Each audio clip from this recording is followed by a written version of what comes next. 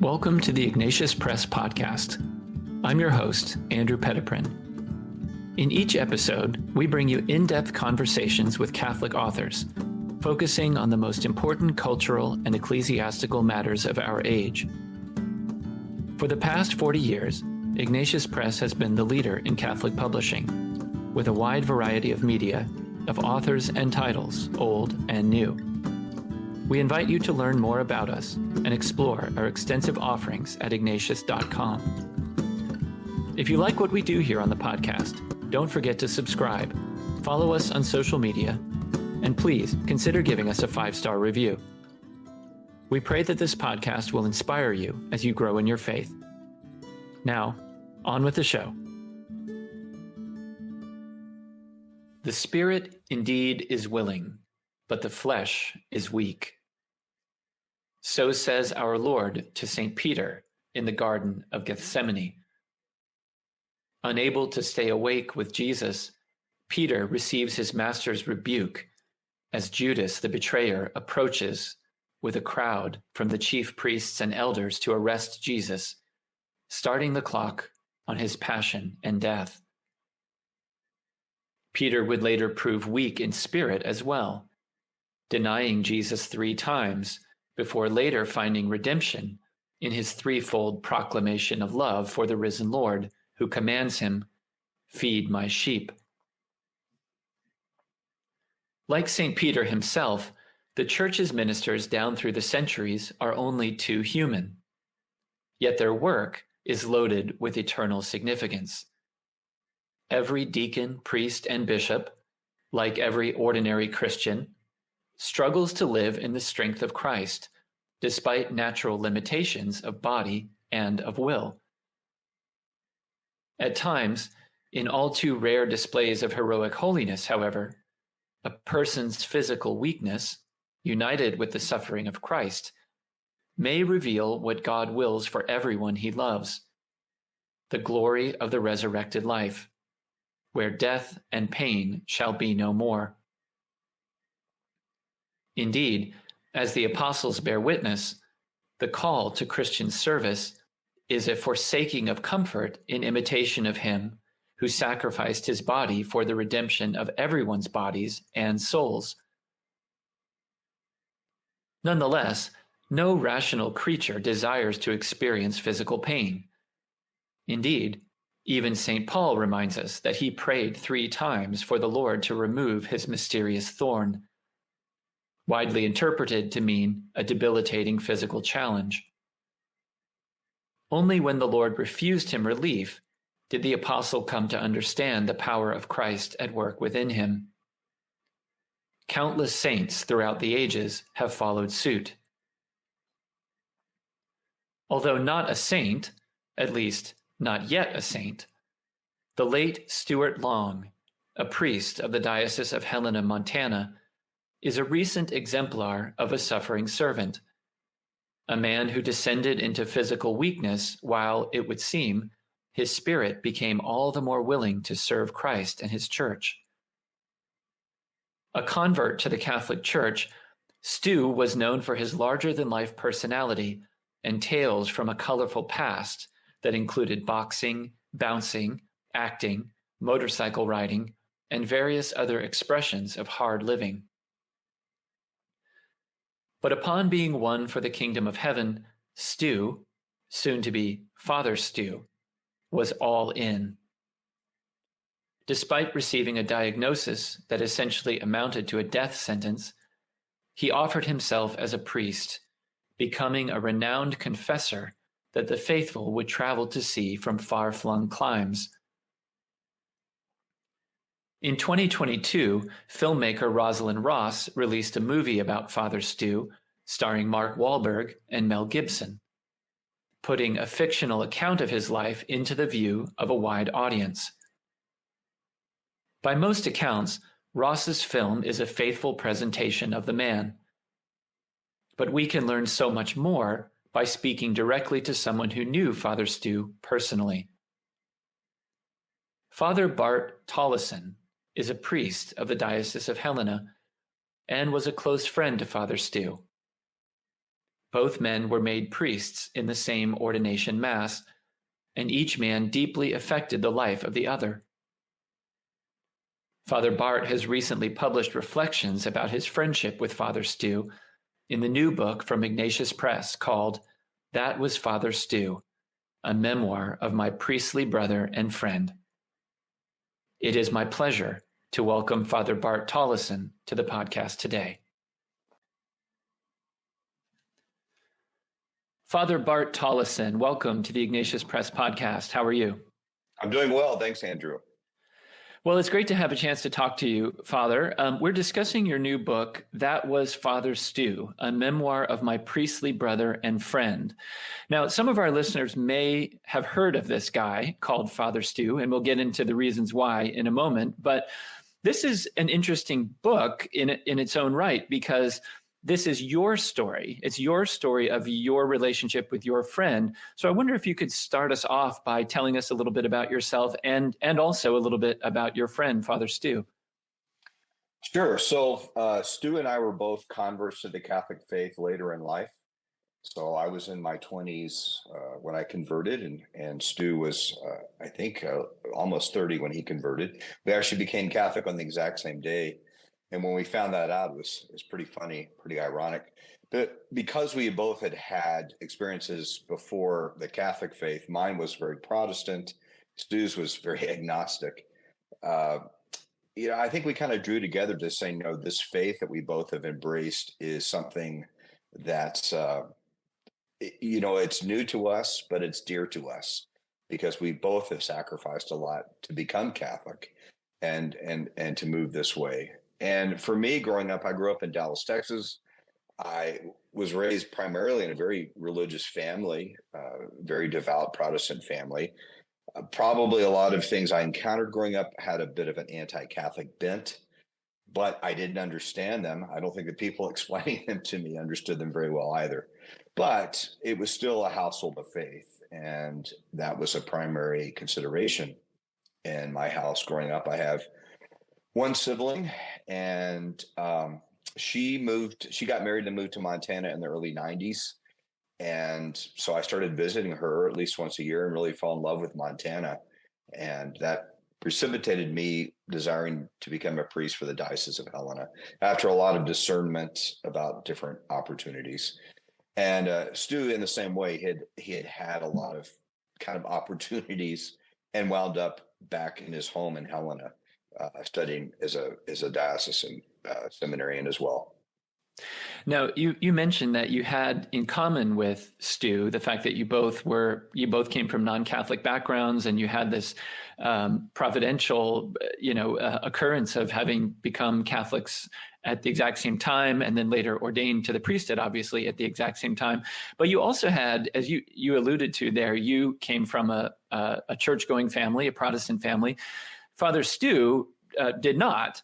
And so there are obviously a lot of differences there. Can you tell us just kind of a little bit about Father Stu's background, that, sort of what his life was like before he came into communion or before he was baptized and became Catholic? Right. His mother had two children already before she got married to Stu's dad from kind of a broken relationships. The older brother lived in the house with Stu growing up. So he really is Stu's older brother. His name is Scott. And then when Bill and Kathleen, they'd known each other for a long time. When they met, Kathleen took him. She was just a few years older than Bill. And they got married. They originally, Stu was born in Seattle. They were living in Seattle, but then quickly moved back to Helena. So they didn't really have a faith. And, Stu didn't even really know what faith was so much. I mean, he had concepts of God, concepts of heaven. When his younger brother, Stephen, died, his brother, Stephen, is about 6 years younger. And then there was another sister, Amy, that came along after Stephen. And when Stephen died, Stu, asked his dad, where's Stephen? And his dad just pointed up to the sky, for lack of a better way to give a young man an explanation about why his little brother died. So there was always kind of a sadness and a doubt maybe about why did God let this happen? What kind of beautiful, wonderful, good God would allow this terrible tragedy, this little boy to die. And so Stu I think he had a chip on his shoulder about faith. And he ended up going to Carroll College, which is in Helena. He was recruited to play football. And so when he would go to classes and things with religion, he would try to undermine the professor. That was like, he loved doing that because he was a really smart guy. Until he met a professor priest named Jeremiah Sullivan.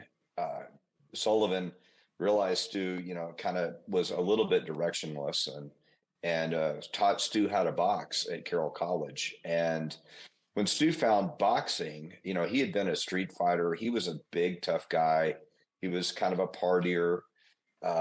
He wasn't necessarily mean, but he was tough. And with boxing, Stu found kind of the perfect sport for him because he had to learn patience. He had to learn how to be smart, but also he could use his body and his fighting skills in the ring, and it was okay. So he became a very good boxer pretty quickly, and had some won Golden Gloves in Montana one year, came runner-up the second year.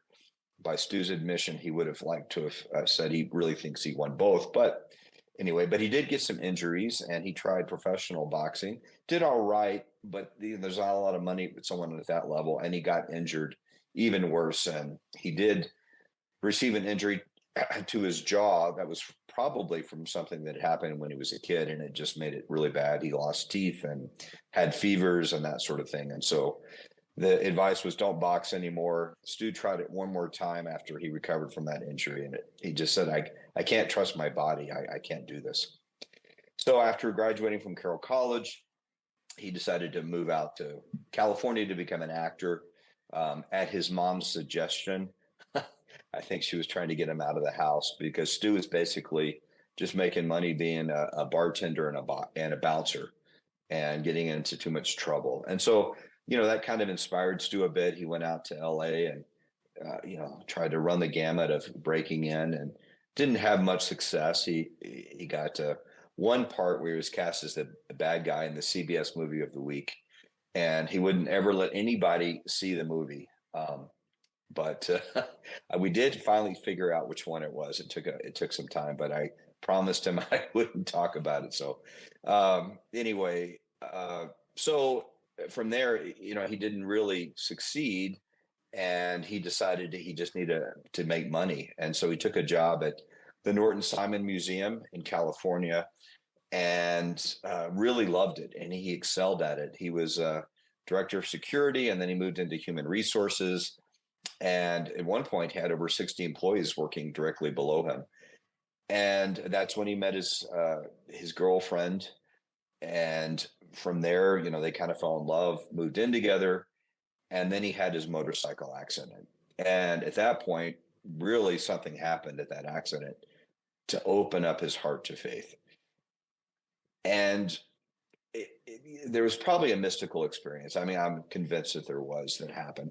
So one day, Stu's kind of rehabilitating from his motorcycle accident, and the girlfriend comes in, and Stu describes her as like she was glowing. And he asked her, why are you glowing? She was vacuuming the floor, glowing. And she said, I went to confession for the first time in 13 years. This has kind of opened my eyes. I want to go back to church. And if you want to marry me, you have to join the church as well. And Stu, who would have been very reticent up to that point in his life, decided, no, this is something happened. I'm spared for a reason. So I think I'm going to look at this, and started RCIA and really took to it, really fell in love with the faith, had a great sponsor, some great teachers. And as he fell more in love with the faith, he fell less in love with the woman he was supposed to marry, and they ended up breaking it off. And Stu kind of was thinking at his baptism, he had this notion that he was being called to be a priest. And Stu went to see his priest a few days after, his baptism at the Easter Vigil. And the priest said, now listen, you're engaged to be married. I don't think God's calling you to the priesthood. A lot of young men have this kind of fanciful idea when they become Catholic that you'll be a priest, but you just stay on the married track. And I think for sure God is not calling you. especially you, to be a priest. And Stu really wanted the idea to go away, but it kept coming back, coming back, coming back. And so when he broke up with his girlfriend, he was still dating other women, but he would also start to talk about being a priest, which didn't go so well when he would go out on dates. And finally, one woman really got on him and said, "Listen, you're using me, and I don't appreciate it." And it kind of opened Stu's eyes. It wasn't until Stu eventually quit his job and started teaching and coaching at a Catholic school in California, but he just never made any steps forward to the priesthood until his buddies took him to hear Father Benedict Rochelle. And once he heard Father Benedict Rochelle speaking, it was, I think, some sort of charismatic or religious education conference. Stu was sold. And at that point, he just gave up everything, pursued priesthood with the Franciscan friars out in New York, and was in Ohio for a couple of years getting a master's in philosophy. That didn't work out with the friars, and he went on back and was encouraged to go talk to the bishop in Helena, which he did, who accepted him right away. So there's a lot of information here to give Stu's background. Yeah, it's really helpful background. Now, I would imagine, Father, that most dioceses have a handful of men who have, not stories exactly like Father Stu's, but they have colorful backgrounds maybe, and they have made their way by way of a conversion experience or something ultimately to the priesthood. The difference, it seems, though, with Father Stu is maybe what comes next in his life story, which is his illness and his sort of physical debilitation that is really kind of the basis for, the movie that was made about him and a lot of what you write about in your book. So I wonder if you could tell us about that, and where does that come in the story in terms of when you knew him and where he was on the path to becoming a priest? When Stu was, he got sent out to Mount Angel in Oregon for his theologate studies. And in his third year in theology, it's 4 years of theology, he was just having hip and knee problems. And it was like bothering him, and they did some x-rays and, well, you need a hip replacement. So actually in Christmas time of third theology, he stayed in Oregon and had a hip replaced. And, from there, he had a few episodes where, after the hip replacement, he was rehabilitated. He was, a little slower than he used to be, but he could walk fine. But he had a few episodes where he would be putting on his clothes in the morning and he wouldn't be able to move his hands. And he said it felt like someone pulled a drain plug on my energy, and it just kind of oozed out all over the floor, so to speak. And so, Stu didn't tell anybody. He's like, it'll go away, I'll be fine. Because he was a tough guy. So when I first met him face to face in the summer of 2006, he walked slowly, but he didn't walk with a cane or with a limp or anything. He just walked slowly. And so I remember the first time we really spent quality time together was on the Indian reservation. He was on a summer assignment there, and my summer assignment pastor said, you should go spend some time with him and spend some time on the reservation. So I spent 4 days with him, and, we hung out the whole time. We walked everywhere. I mean, I was tired, at the end of the day, and he just said, we're going to walk, and we're going to walk. And we walked everywhere. But it was that last night we were together that, as we were coming out of dinner, he had been in the bathroom for about 20 minutes, kind of a long time. And he said, I got to sit down. I'm so tired. And then he told me, I've had this issue. I don't know what to do. What do you think? And I was like, well, I think you got someone to look at it. He goes, well, maybe I need another hip replacement or knee replacement. I said, I don't know, but you need to get someone to look at it. And so he did. When he got back to seminary, he went back to the doctor. They did the test, and they said, well, we think it's probably polymyositis, which is actually treatable. And the first note I got from Stu on it was like, I'm going to be treated. I'll be fine. This is a treatable disease. But the doctor said, I want you to go get more work done. I'm not entirely certain. So he went down to California and with some specialists. And then they diagnosed not polymyositis, but inclusion body myositis, which is not treatable. I mean, they can slow it down a bit, sort of. But at that point, that was when it was really a sentence for Stu. And then there were some questions about his priesthood from the seminary, a little bit on the end of the diocese, and even Stu had some doubts himself. And so, that was the point, that every time I saw him, he was maybe just a little weaker or a little slower. I mean, he was still Stu, but once you knew that diagnosis, you could see it coming. Father, one of my favorite parts of your book is the chapter where you write about Stu's pilgrimage to Lourdes, when I believe he was a deacon and not yet a priest, and very much, I guess we could say, suffering from his illness, and really wondering whether the Lord was going to heal him and allow him to kind of live life as a priest in a healthier body, so that he could kind of serve more actively, or what was going to happen. And I wonder maybe if I could throw it back to you from there, and you could tell our listeners about the experience he had at Lourdes. So at Stu's transitional diaconate ordination, he was obviously very weak. I mean, he could barely get up the stairs of the sanctuary. And, at that point, everyone was kind of concerned. Then we got the diagnosis. And the bishop at the seminary's recommendation had said, we're going to wait on priesthood for you. We're just going to wait. There's some questions, some issues. Now, I think Bishop Thomas at the time knew he was going to ordain Stu, but he also needed to be prudent and do due diligence, so to speak. And at that point, Stu had the opportunity to go along with his friend, who was now Father Killian McCaffrey, to go to Lourdes. And when that opportunity came up, I mean, Stu was stubborn in so many things, and he was stubborn in the idea he was going to be healed, because he knew that God was calling him to be a priest. And if this illness was going to be in the way of him being a priest, then God was going to heal him. That was his logic. And so when he told me he was going to Lourdes, kind of nonchalantly, he was like, yeah, I'm going to go get healed. Blessed Mother's going to heal me. And I'm like, well, okay. All right, good. That's great. I'm really happy for you. He goes, it's going to happen. No doubt about it. I mean, you want to say hardly a shred of doubt. I mean, it was pretty amazing. And so when he went to Lourdes and got in the water, he thought it'd be really simple. He'd get in the water and he'd come back out and he'd be healed. And so they had these guys helping him down into the water because he was really weak. And when he came back up, he was moving to take a step forward, thinking, well, my body's healed now. And he fell back over in the water. And I mean, as he fell back over, it just was like everything, every shred of hope was just drained out of him. I mean, from a moment to being so certain to being so at the bottom, and everything he doubted.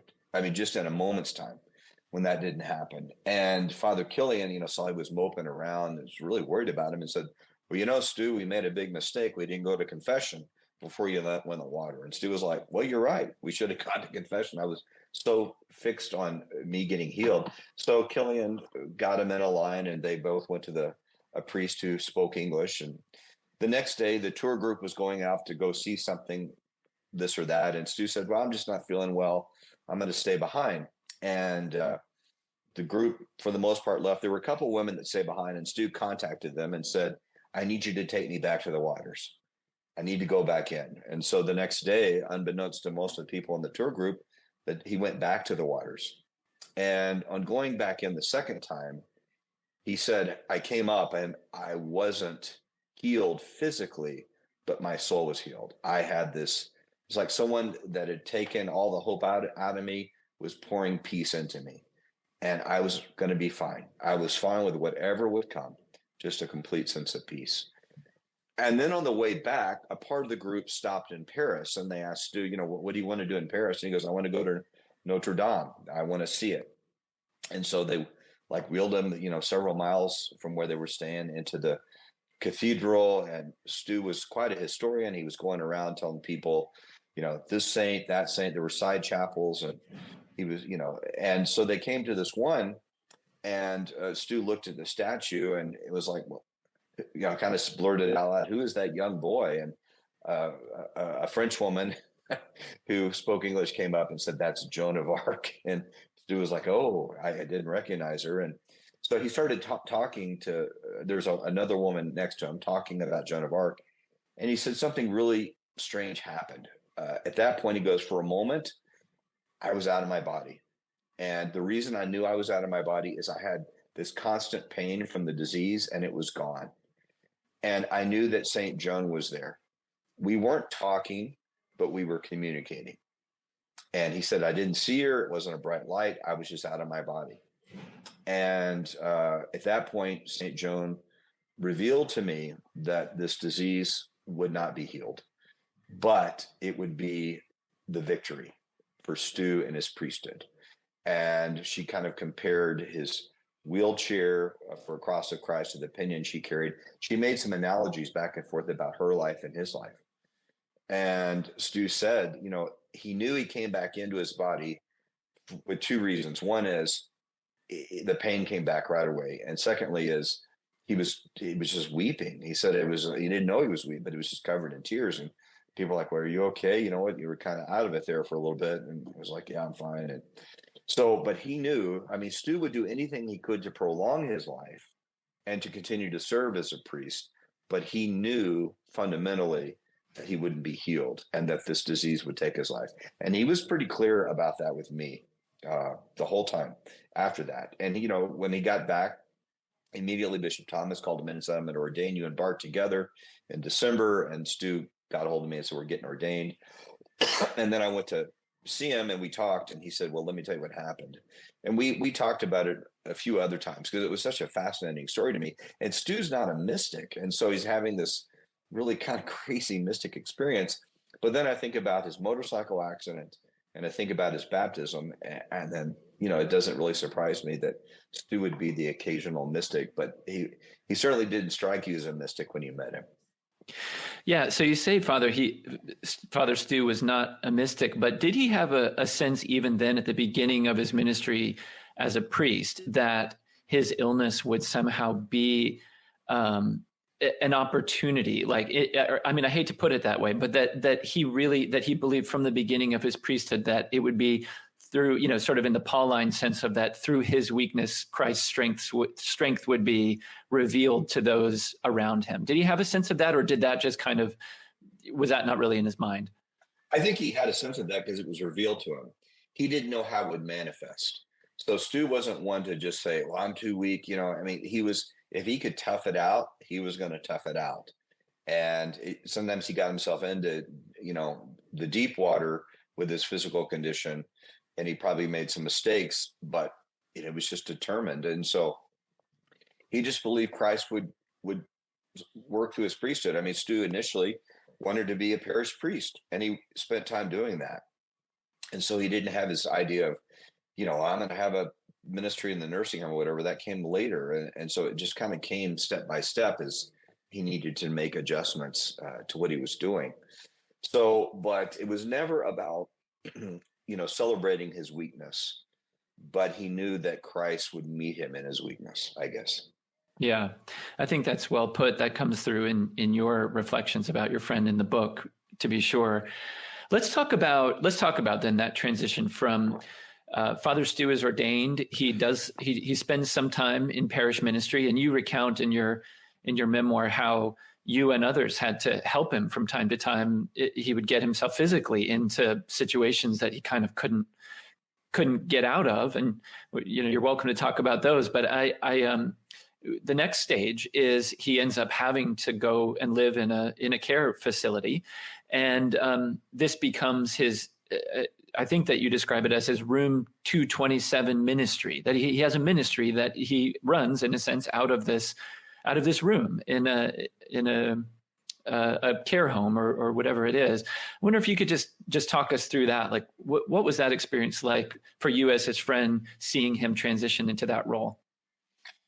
Initially Stu kind of had dreaded the wheelchair because, if you look at the life of Christ, we have kind of the Last Supper and some of the sufferings, but then there's the point where Christ receives the cross and makes the journey up Calvary, the way of Calvary. And Stu knew once he was in the wheelchair, it was the road to Calvary. All the other stuff had kind of bypassed him. And so, at first it was kind of a mixed love-hate relationship with the wheelchair. But pretty quickly he figured it out how to operate it, and it gave him mobility that he didn't have, and that was huge for him. And so, the first time I went to see him, he's in his room, no one's in there, he's just playing a video game on his phone, kind of one of these early incarnations on the cell phone, and he's like, well, here I am, this is where I'm going to be. And it's like, well, yeah. And it was kind of a dark, dreary place, and Stu was like, it doesn't bother me. I used to go volunteer at places like this all the time, and I always like the people inside, and I know I'm like the people in this place too, whether they're workers or the residents. It doesn't scare me. And he embraced it pretty quickly. Sometimes he'd scream at the guy that he shared the bathroom with, and for Stu, one of the ongoing jokes with Stu is like, kind of stuck in the bathroom. That had happened before. I'd rescued him a few times. His dad rescued him multiple times, and others rescued him sometimes. And sometimes, once he got into 227, if it was a guy, he would actually just say, "Well, let's talk. I'm in the bathroom." So people would have to go in the bathroom to do whatever they needed to do with Stu. I was like, only Stu would do that. But anyway, pretty quickly, I mean, when you talk to the guy, he was such a straight shooter. He didn't have a hidden agenda. He wasn't out to, whatever. He was just out to like totally spend himself for what time he had left to be a good priest and to give people hope and to trust in God and their trials and their situations. And so in some ways, he made some really close friends during that time, lay people. He got closer to his parents, obviously, during that time. It was a unique sort of thing for me to kind of be assigned away for a while and then come back to Helena and to see how much his ministry had grown. And, that's when the lines had started, and there was, cautions on the door, don't come in, and confessions in progress. And you could never get in to see him toward the end of his ministry. And that's when I started going to see him really early in the morning, because no one was awake at that point. Stu was always like, just wake me up. I need to see you. You need to see me. So obviously there's a problem getting in during the day. Let's just come wake me up, and we can take as much time as we need. Stu could always fall asleep at the drop of a hat. So he was like, I'll sleep whenever I can. It'll be fine. So that was kind of a practice of, getting up and it's getting right out of bed. I'm going to go see Stu.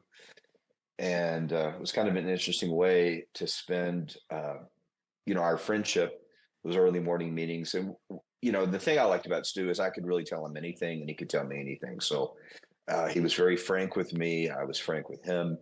And it was good because we were friends and we challenged each other and both knew our limits, and we kind of, iron sharpened iron, so to speak. We're different in personality. And I think Stu knew that my perspective would be different from his, and I knew the same thing. So you say about Stu, I'm going to quote you here, Father. He said, "I would personally witness Stu at the height of his priestly greatness."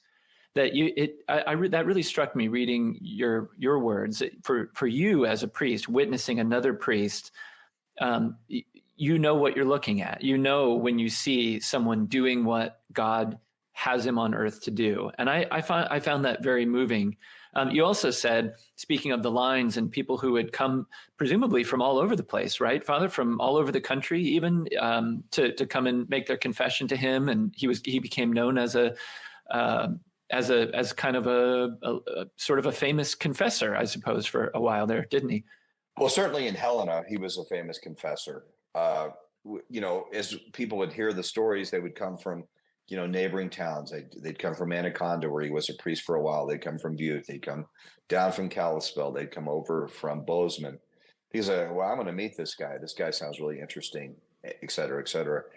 And every now and then, I'd go around and I'd tell people, and when they would come and visit Montana, they would definitely want to go see Stu and meet Stu. And so, he was starting to be a bit of a pre-celebrity, but it was not in his DNA to be. I mean, he was who he was, and it didn't matter. The thing that I loved about Stu is like, whoever needs to see me can come see me. So if you're an agnostic, you want to come talk about God, come talk to me.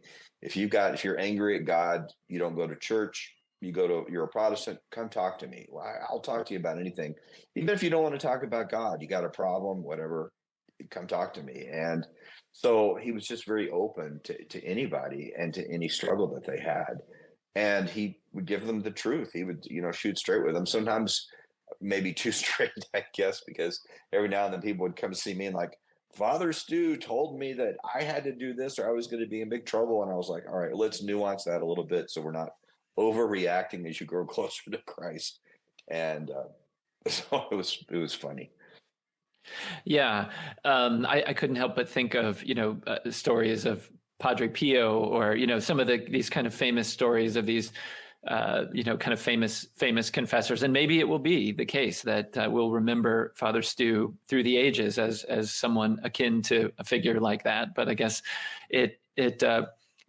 we await, I suppose, what may come. But something connected to that I think is really significant is you mentioned before that people start coming into his life, lay people, and he has this sort of group that are close to him in his illness. And I have to admit, I was really bowled over by the story of Max, of Miracle Max. I wonder if you would just tell us a little bit about that. You don't have to tell the whole thing if you don't want to, since we want to leave some surprises for our readers. But by all means, we'd love to hear something about him.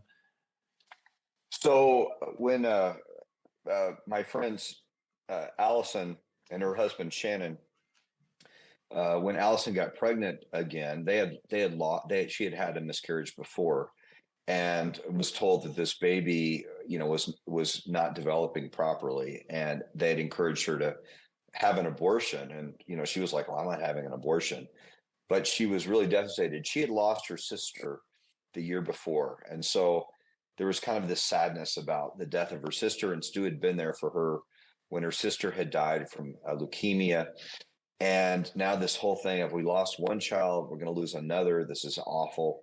And so she went to talk to Stu, and Stu just had this inclination of like, this kid's going to be fine. And that was one of those moments where, Stu, are you hearing from the Lord? Are you just being bold?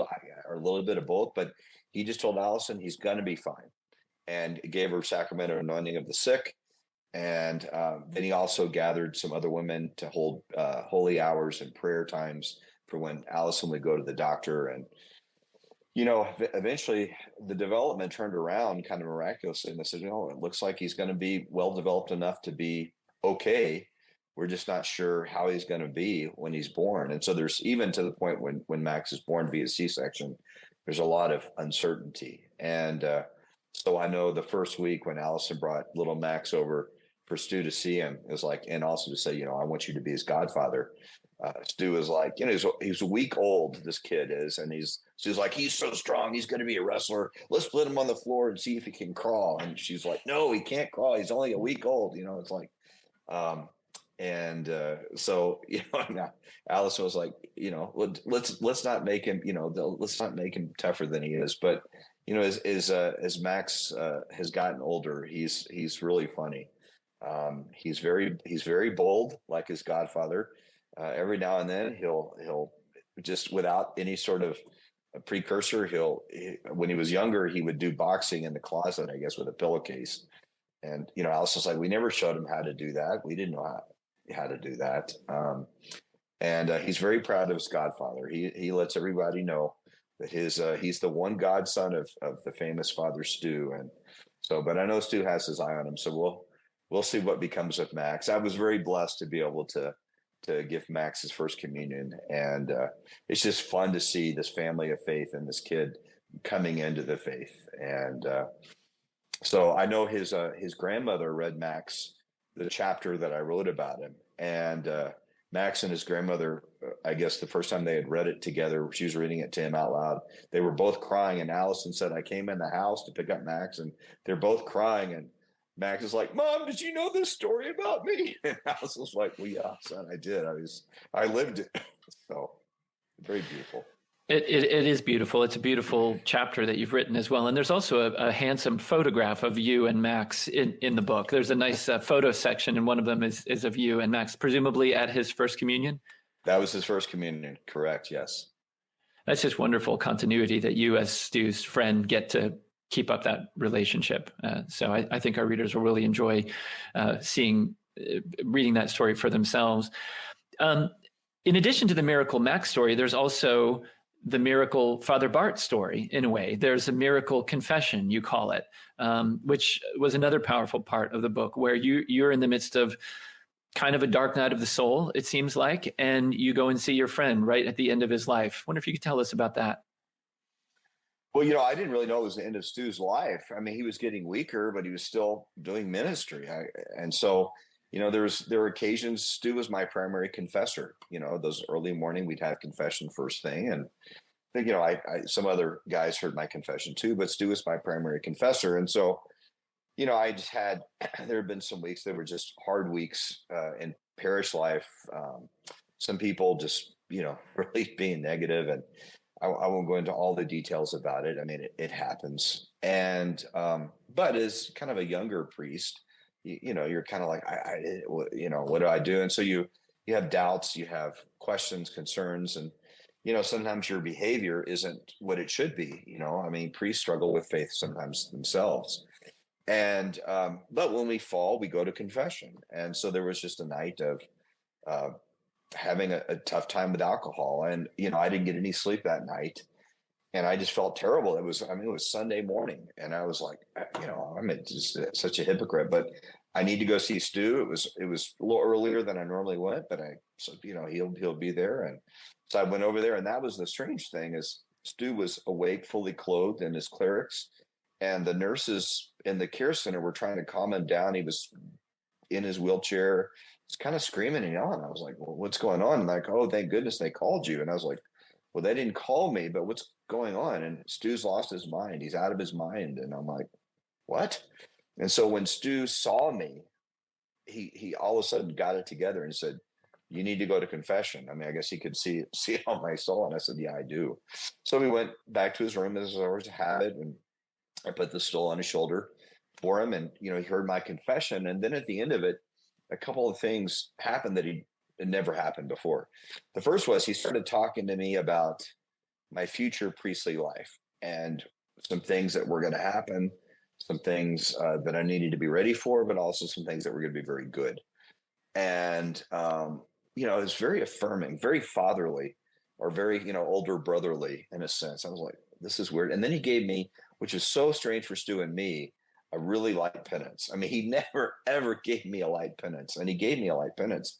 And then he went out, and then he kind of lost and went back into delirium.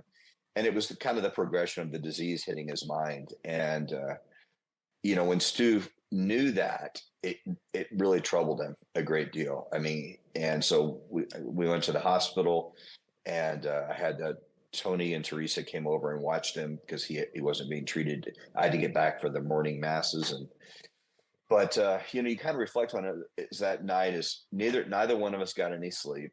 It was kind of a dark night for both of us. Stu with his illness, me for my doubts, and I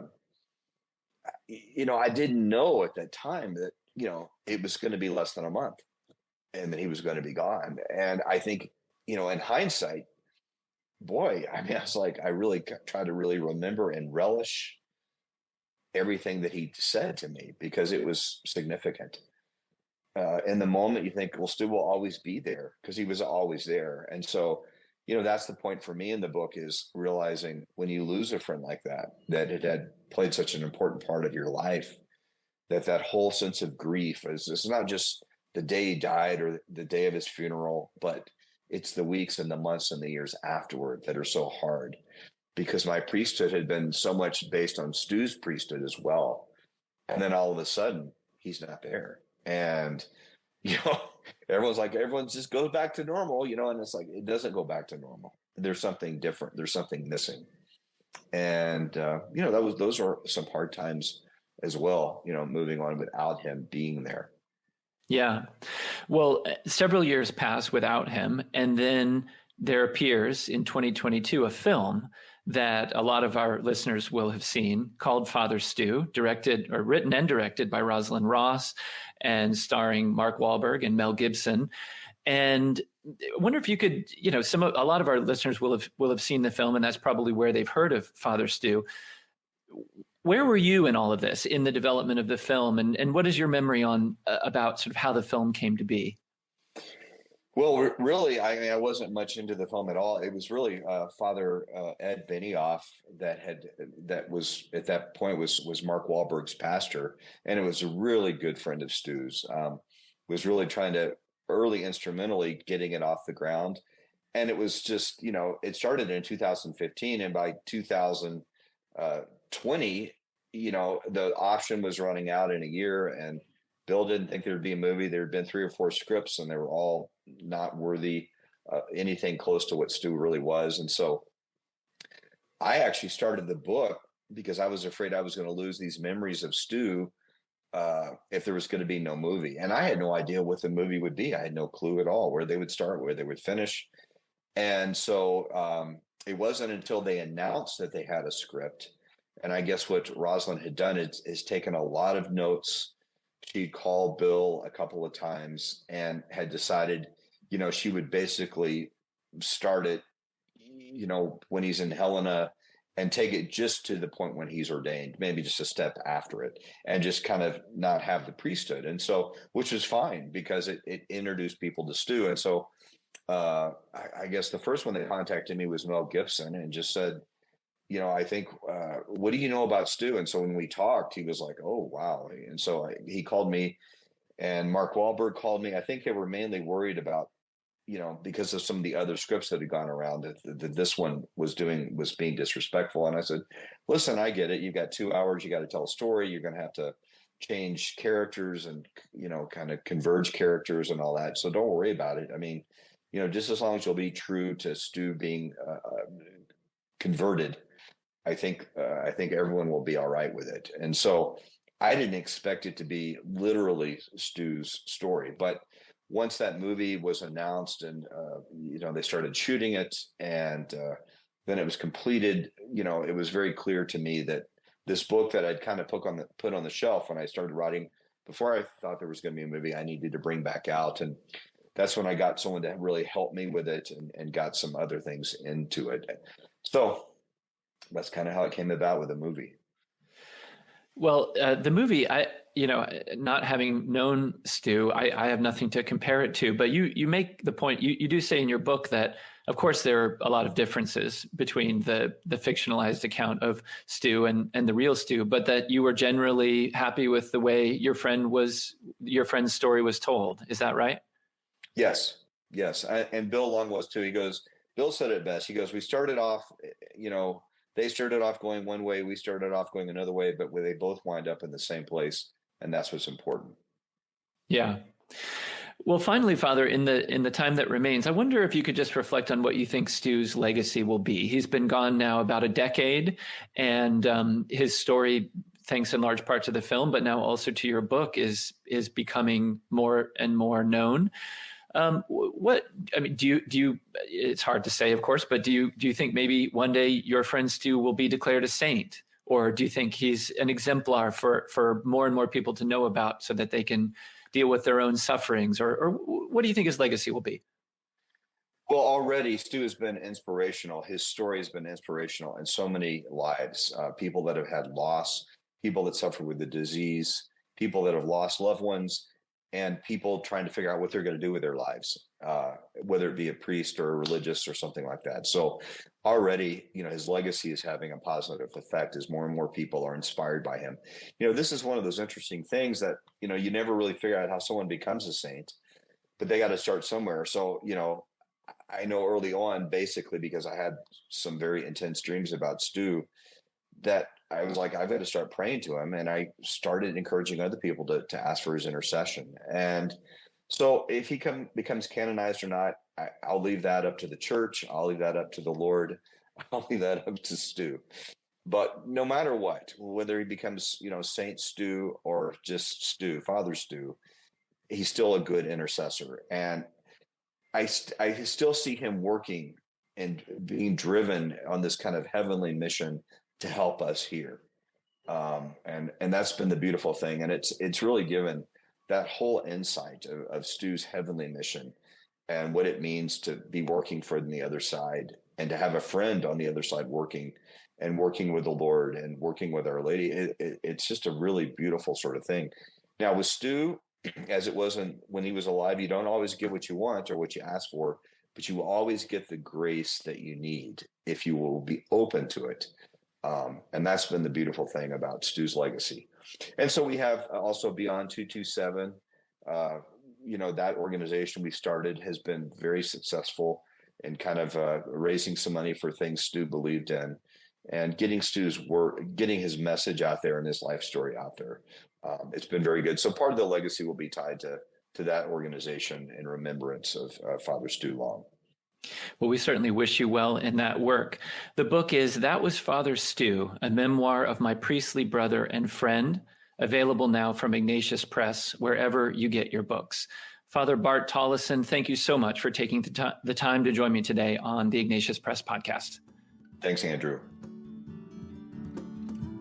This episode has been brought to you by Ignatius Press. Please visit us at ignatius.com, follow us on social media, and be sure to rate and review this podcast. Until next time, I'm Andrew Petiprin. God bless.